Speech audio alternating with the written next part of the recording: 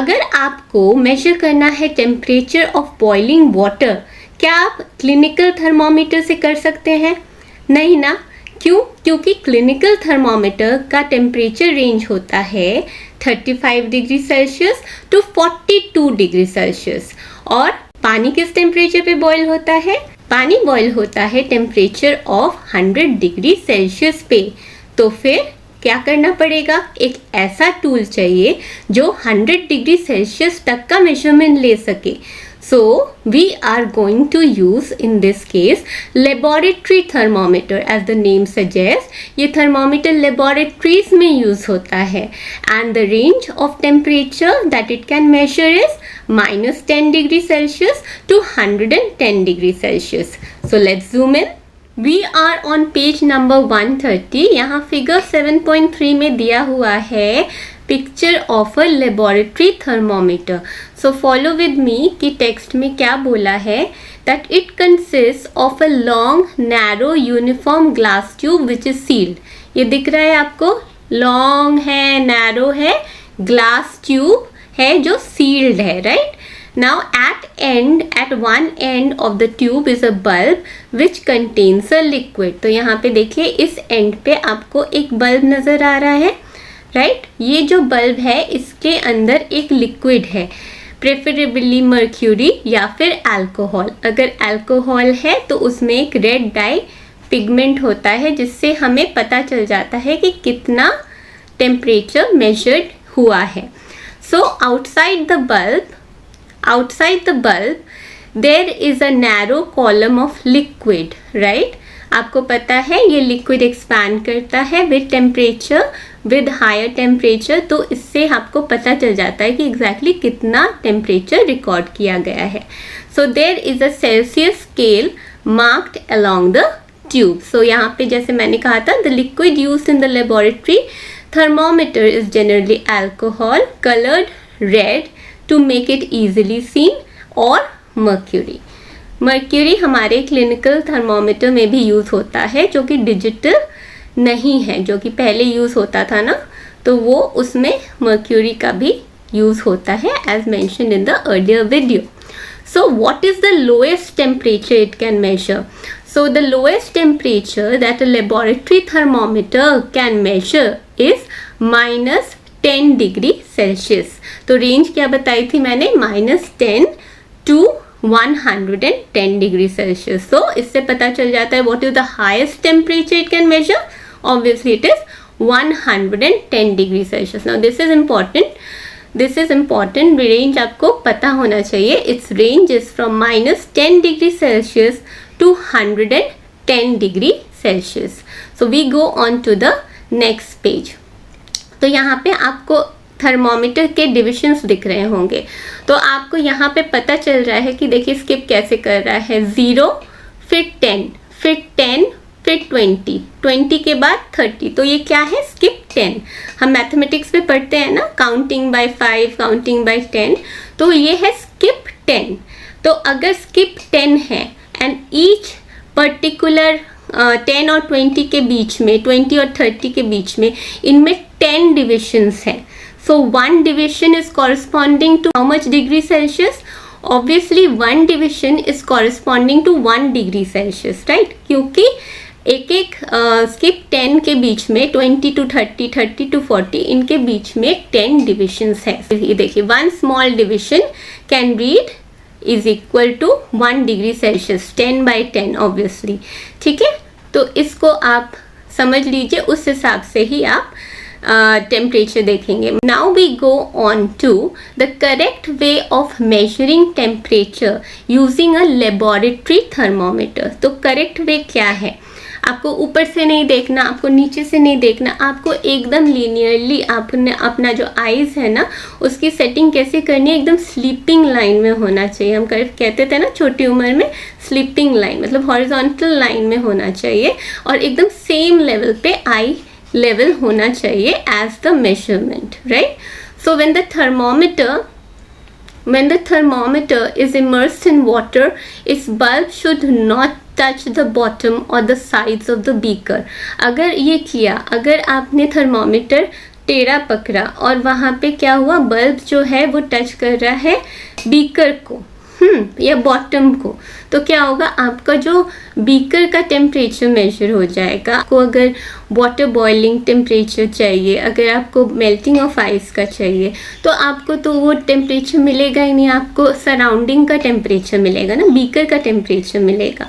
So if you want specific temperature, of course you want it. In science you be specific with your laboratory practicals. So you want the laboratory thermometer to be staying vertically. हाँ, और वो bulb जो है वो touch करना चाहिए किसको, जिस चीज़ को वो मेजर कर रहा है। अगर वाटर बॉइलिंग का है तो वाटर के अंदर इनसाइड इमर्स्ड होना चाहिए, ना बॉटम में ना एज ऑफ द बीकर पे। So the thermometer should be held vertically as I said just now, and the temperature must be read while the thermometer is immersed in water. अगर thermometer water से बाहर है, आपको air temperature तो major नहीं करना कि आपने तब मेजर किया, आपको चाहिए थर्मोमीटर जो है वो एकदम पानी के अंदर हो पर बॉटम को टच नहीं करेगा।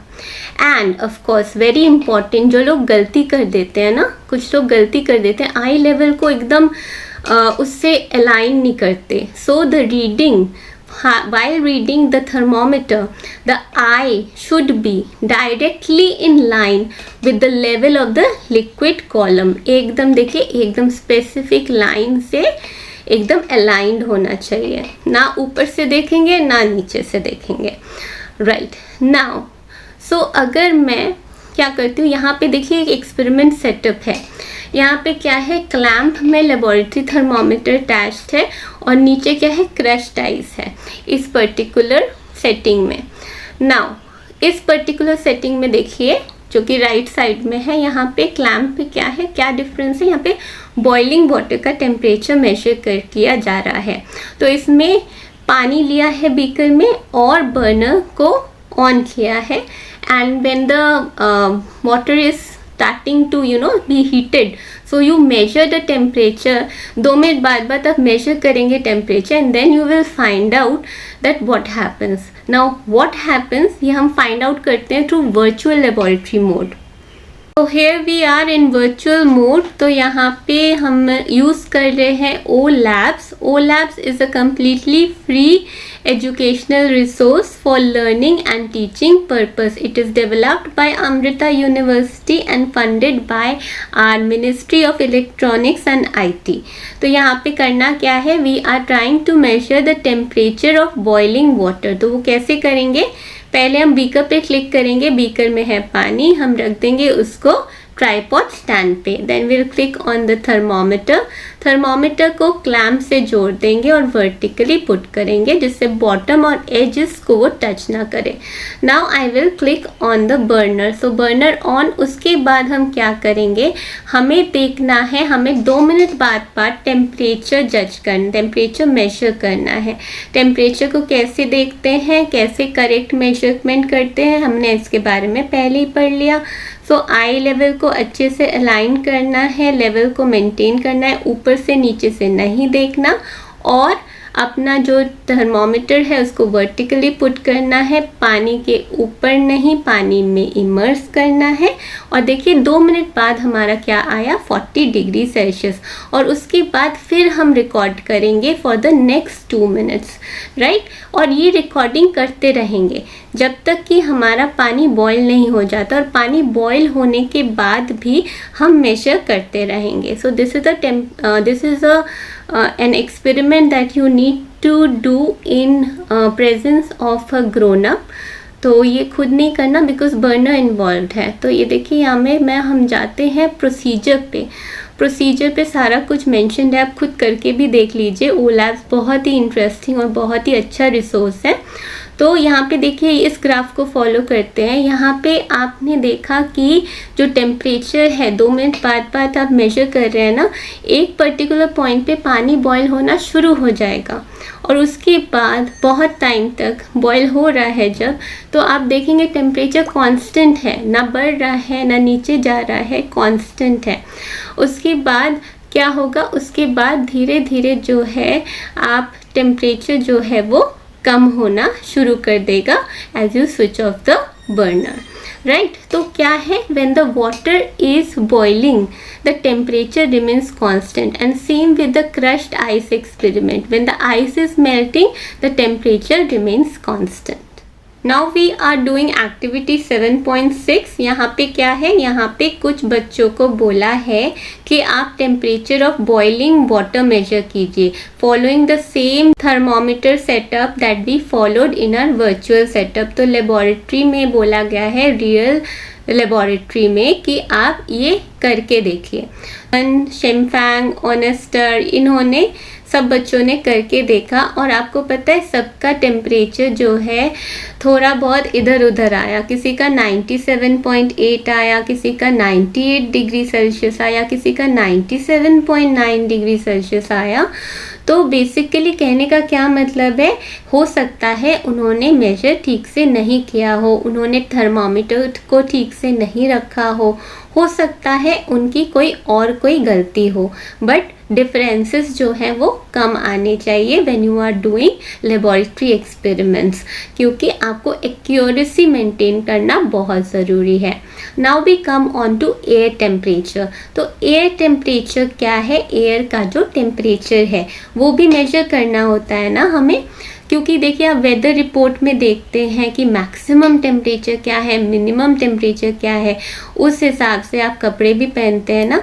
समर्स में आप समर के कपड़े डालते हैं, विंटर्स में विंटर के कपड़े डालते हैं। And in fact this maximum and minimum temperature summer winter तो छोड़ दीजिए, हर दिन वेरी करता है, राइट। तो एयर टेम्परेचर कैसे मेजर करते हैं, उसके लिए रूम थर्मोमीटर्स होते हैं। जैसे यहाँ पे आपके राइट साइड में है ना रूम थर्मोमीटर, और रूम थर्मोमीटर जो है बहुत जगह यूज़ होता है, सिर्फ वेदर डिपार्टमेंट में नहीं, आपके खुद के स्कूल लेबोरेटरी में यूज़ होता है, डॉक्टर्स क्लिनिक में, हॉस्पिटल्स में भी यूज़ होता है।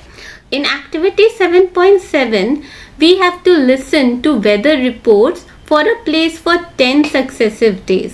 तो अगर आप किसी जगह का वेदर रिपोर्ट 10 सक्सेसिव डेज के लिए लेते हैं तो मैक्सिमम और मिनिमम टेम्परेचर क्या होगा, मैक्सिमम टेम्परेचर 10 डेज के लिए क्या सेम रहेगा, नहीं रहेगा ना, हर दिन वो वेरी करता है। मिनिमम टेम्परेचर का भी ऐसा ही है।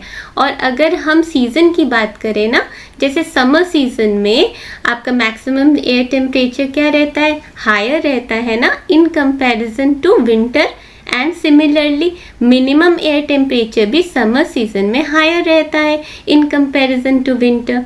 सो we have ended with that chapter over here.